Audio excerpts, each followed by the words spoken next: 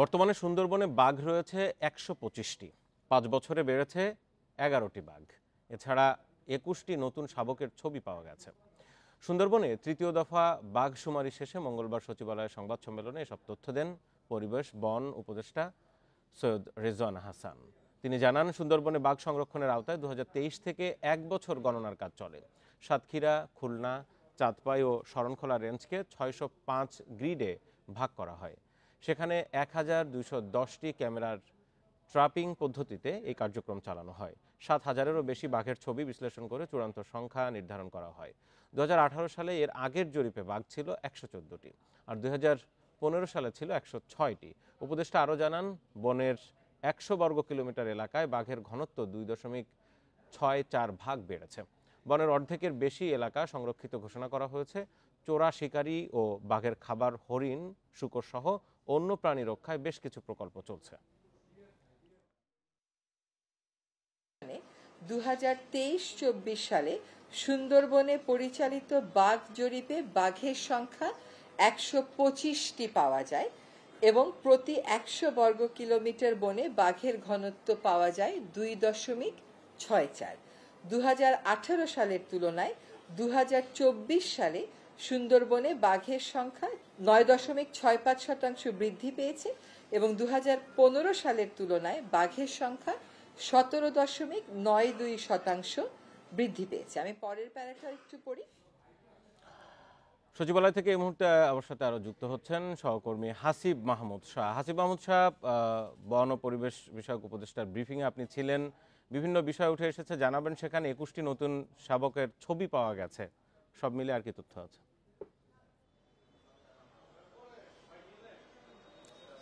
আমি একটি তথ্য জানাতে চাই। ২০১৫ সালে যখন বাঘের গণনা হয় তখন কিন্তু ১০৬টি বাঘের অস্তিত্ব পায় বাংলাদেশের যে অঞ্চলটাতে সার্ভে করা হয়েছিল, এবং ২০১৮-তে সেটি বৃদ্ধি পেয়ে হয় ১১৪টি, এবং দেখা যাচ্ছে যে ৮টি বাঘের সংখ্যা বৃদ্ধি পেয়েছিল। পরবর্তীতে ২০২৩ এবং ২৪-এ যে জরিপটি হয়, এবং এই জরিপটি শেষ হয়েছে এবছর মার্চ মাসে। যে জরিপকারী দল ছিল তারা আমাদেরকে জানিয়েছে, এবং সেখানে ১২৫টি বাঘ পাওয়া গিয়েছে। সেক্ষেত্রে দেখা যাচ্ছে যে গতবারের চেয়ে এবার ১১টি বাঘ বৃদ্ধি পেয়েছে। একই সাথে আমরা জানতে চেয়েছিলাম যে এই বিষয়টা, যে বাঘের সংখ্যা বাড়ার পিছনে কোনো কারণ রয়েছে কিনা। একটি বিষয় উঠে এসেছে যে বিগত সরকার আমলে সুন্দরবনকে জলদস্যু মুক্ত এবং অন্যান্য যে সন্ত্রাসী সংগঠন ছিল তাদেরকে মুক্ত করার ফলে এই সংখ্যাটা কিছুটা বাড়তে পারে বলে তারা আশা করছে, এবং একই সাথে এই জলদস্যু মুক্ততা যেন অব্যাহত থাকে সেই বিষয়টা কিন্তু তারা এখনো নজরদারির মধ্যে রাখার চেষ্টা করছে। এবং একই সাথে ভারতীয় অংশে যে বিএসএফ আছে,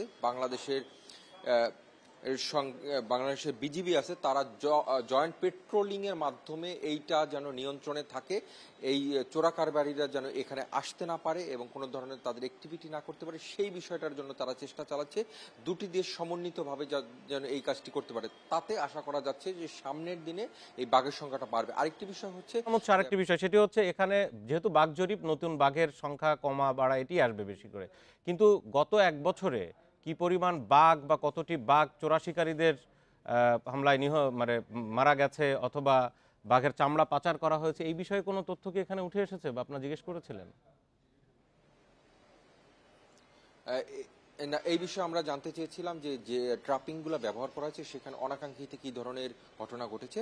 তারা বলেছে কিছু কিছু ঘটনার তারা ছবি পেয়েছে, দেখা গেছে যে যারা মৎস্যজীবী আছেন তাদের মতোই অনেকে আসলে এই ধরনের কাজে লিপ্ত হওয়ার অনেকবার চেষ্টা করেছেন, এবং অনেক ক্ষেত্রে তাদের যে ছবিগুলো তারা কিন্তু সেই ছবিগুলো তারা পেয়েছেন এবং আইনশৃঙ্খলা রক্ষাকারী বাহিনীকে তারা সরবরাহ করেছেন।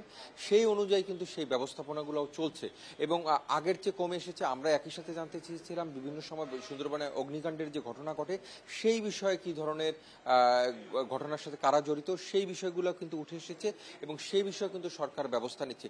একই সাথে সুন্দরবনকে ঘিরে ইকো ট্যুরিজমের কথা বলে বিভিন্ন ধরনের যে ব্যবসা চলছে সেই বিষয়ে সরকার কি ধরনের পদক্ষেপ নেবে সেটির বিষয়ে কিন্তু বলছে যে সরকার এই বিষয়গুলোকে ইতিমধ্যে সেগুলা মনিটরিং করছে এবং একই সাথে এই বিষয়গুলো কিভাবে রোধ করা যায় এবং সুন্দরবন একটি পক্ষ যারা আর কি এই ধরনের ব্যবসাগুলোর সাথে জড়িত তারা সরকারকে জানাচ্ছে যে তারা সুন্দরবন জানতে চাই সুন্দরবনের ব্র্যান্ডিং এর ক্ষেত্রে নতুন উপদেষ্টার কোনো পরিকল্পনা আছে, জানিয়েছেন কিছু?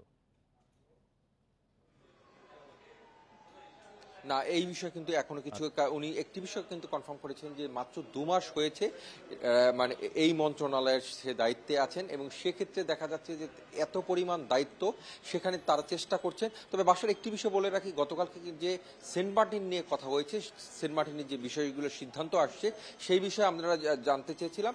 এই মাসের 20 তারিখের মধ্যে সেন্ট মার্টিনের বিষয়ে একটি সুস্পষ্ট সিদ্ধান্ত আসবে। তবে একটি সিদ্ধান্ত নেওয়া গেছে, সিঙ্গেল ইউজ প্লাস্টিক সেন্ট মার্টিনে বন্ধ হচ্ছে সেটির বিষয়ে কিন্তু সিদ্ধান্ত নেওয়া গেছে এবং একই সাথে 20 অক্টোবরের মধ্যে একটি সিদ্ধান্ত হবে যে সুন্দরবনে আসলে কত সংখ্যক পর্যটক এই মৌসুমে যেতে পারবেন বা প্রতি মৌসুমে যেতে পারবেন এবং কিভাবে তারা যাবেন এবং রাত্রি যাপন করতে পারবেন কিনা সে বিষয়ে সিদ্ধান্ত হবে। জি, হাসিব মাহমুদ সাহেব, আপনাকে অনেক ধন্যবাদ জানাচ্ছিলেন সচিবালয় থেকে।